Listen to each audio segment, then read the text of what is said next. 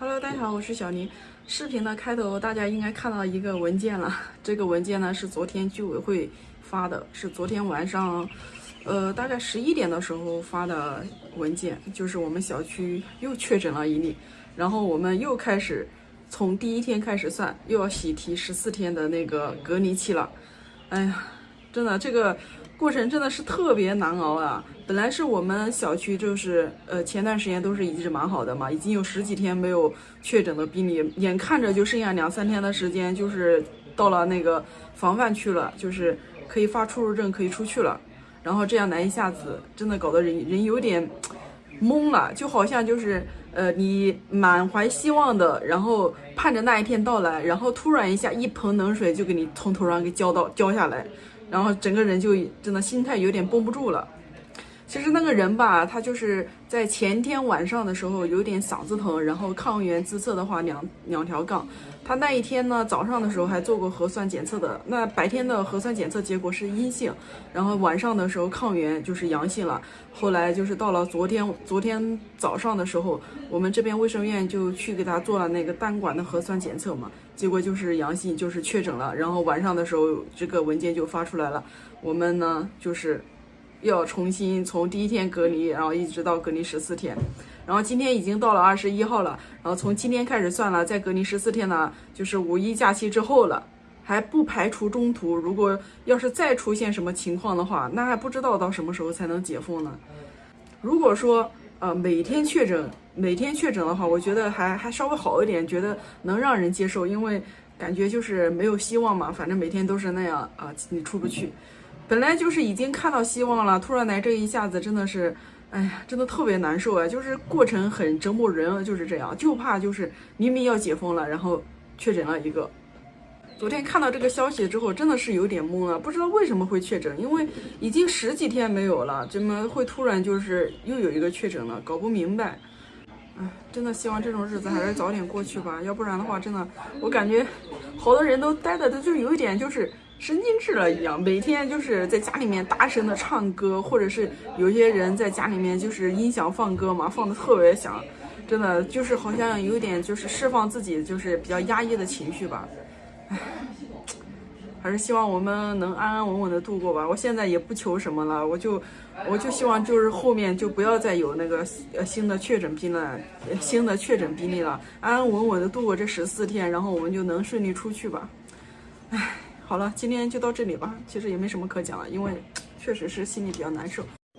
Hello， 朋友们，跟大家说一下我感染新冠的一些症状。很多朋友会问什么是有症状和无症状。跟我一起进方舱的人员，他们反映没有症状，就是没有明显的反应，有的只是稍微喉咙不舒服，其他都没有。但核酸检测出是阳性，我的是有症状的。第一天感觉喉咙有些不舒服，因为当时吃了泡面和薯片，当时认为是上火，就没有特别在意，只是喝了水。第二天的话，头就开始有点晕，晚上头就更加痛了，感觉身上很冷，发烧到38度，但核酸检测出来还是阴性。到了第3天，烧没有退，头更加痛，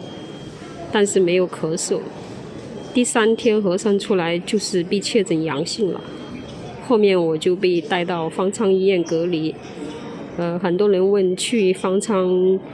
医院隔离会不会打针吃药？方舱医院只是为有症状和无症状阳性患者做隔离的。如果有发烧的话，他会发给你一盒清温胶囊，不需要打针的。重点就是多喝温水。具体喝多少水的话，我的保温杯是500毫升，我每天大概要喝6到7杯吧。然后吃完饭的话，最好运动一下。在方舱里面走几圈，保持充足的睡眠，提高免疫力，然后病毒的话就会消退的。如果是重症患者，他会把你拉到定点医院做治疗。这个莲花清瘟胶囊的话，如果不是病毒性的话，建议还是不要吃，因为这个药性寒性太大了。我吃了1天的话拉肚子，脾胃不好的人量还是要少一点。重点的话还是要多喝热水。今天隔离的是第5天，目前还有咳嗽有痰，前3天第4天晚上觉得胸口还是有些闷，有轻微呼吸不是特别顺畅，然后的话今天好了很多，目前核酸还是阳性的，今天已经有170多人转阴性出院了。我觉得治愈的时间已经很快了，如果不小心感染新冠的话，还是不用太紧张。现在病毒的话其实没有那么可怕，平时注意防护，提高免疫力。很多被感染都是因为抵抗力下降了。如果大家还有什么问题的话，可以留言给我，我会再做补充。最后希望大家都能保护好自己，然后希望疫情快点结束。今天跟大家分享我感染新冠奥密克戎的全过程，从5号查出来阳性到现在已经有5天了，而且我周围好几个病友都感染了。我现在呢也住在专门收治新冠病人的地方，我们每个人的反应有很多的共同地方，但是呢也有很多地方是有很大的区别的。我呢虽然是5号的核酸做出来阳性才算确诊，但其实在前一天早上，也就4号，我已经开始发烧，在38度到39度之间了。我的另外一个病友呢甚至烧到40度，但也有2个病友他们就没有发烧，就那天有点流鼻涕，这是一个区别。另外呢，除了发烧，我那天还一直呕吐，就不停的吐，就是胃里的东西忍不住